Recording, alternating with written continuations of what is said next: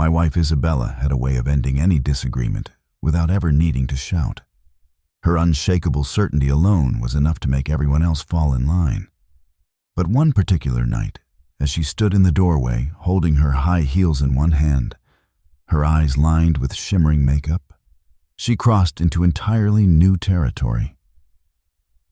With a casual toss of her head, she said, "If you don't like it, there's the door. Divorce me." She didn't pause for a reply. The words came out like a dare, as if she fully expected me to back down, plead with her, or somehow make myself smaller just to keep her in the room. Music played softly from her phone as she ran her fingers through her hair in the hallway mirror, completely unconcerned, while I stood there absorbing what she had just thrown at me. All I had asked was where she was going, dressed as if she were heading to a nightclub in the middle of the night. For days, she had kept me at a distance, claiming she needed room to breathe. She would come home late, carrying the scent of cigarette smoke, unfamiliar perfume, and voices that didn't belong to her friends. But this time, rather than offering an explanation, she simply smirked and said she was going out to a club and I shouldn't bother staying up. I could have argued or pressed her for answers. Instead, I watched her slide her feet into her heels, her reflection pointedly avoiding mine in the mirror. Finally, I spoke, keeping my voice even. "Is this truly what you want our marriage to look like?" She turned with a dismissive shrug. "Nathan, I'm done with all your questions. If you can't deal with the way I live, then leave." She was waiting for a fight, for some show of desperation. What she got instead was silence. For the first time, I wasn't angry, confused, or scrambling to hold things together. I was simply finished pretending everything was salvageable. That lack of reaction clearly unsettled her. She snatched up her small purse, rolled her eyes with exaggerated impatience, and started toward the door.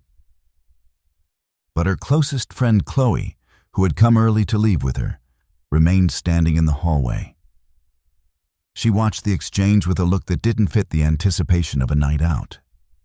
Concern mixed with something heavier, like guilt she was trying to keep buried. Isabella opened the door and motioned for her to follow. But Chloe stayed where she was, her eyes fixed on me. Isabella laughed lightly, as if brushing off an interruption, and checked her appearance one last time. "Come on, Chloe, let's go." But Chloe hesitated, her fingers twisting around her phone, her expression caught between silence and the urge to speak. Finally, she broke the quiet, her voice low and unsteady. "Nathan, she has no right to speak to you this way." Isabella stiffened, her composure flickering for a split second. "Chloe, you're making something out of nothing," she said sharply.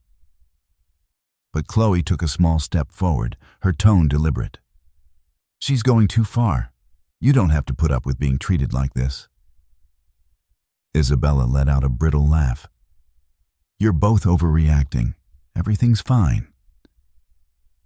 But Chloe didn't back away. She looked directly at me and said, just loud enough for both of us to hear, "I saw the message she sent someone tonight. This isn't just a night out with friends. She's not telling you the truth." The hallway seemed to close in, the weight of those words making it hard to breathe. Isabella turned sharply toward the door, her heels striking the floor, determined to push forward. "Chloe, let's go. Don't make a scene." But Chloe held her ground, her steady gaze exposing the cracks in Isabella's assured front. In that moment, everything came into focus. For months, I had sidestepped her growing distance, overlooked the constant excuses, and absorbed the slow erosion of respect. But now, standing there, I felt a clarity I hadn't known I needed. I took a slow breath and said quietly, Go ahead, Isabella. Have your night. She stopped in mid-step, caught completely off guard. She had expected resistance, not this quiet acceptance. Her eyes narrowed, searching my face for weakness or uncertainty, but there was none. Chloe, still standing behind her, gave me the slightest nod, a silent acknowledgement that the truth had been laid bare. Isabella tried to regain her footing.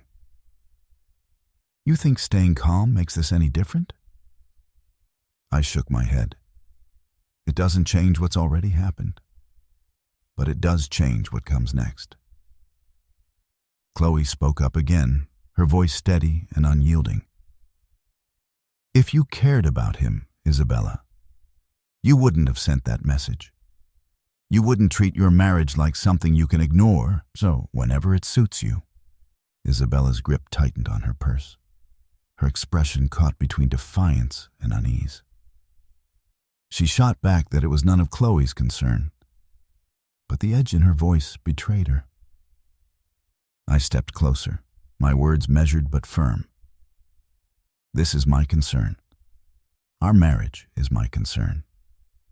And right now, I see exactly what you're willing to do, and how little you think I'll hold you to account for it.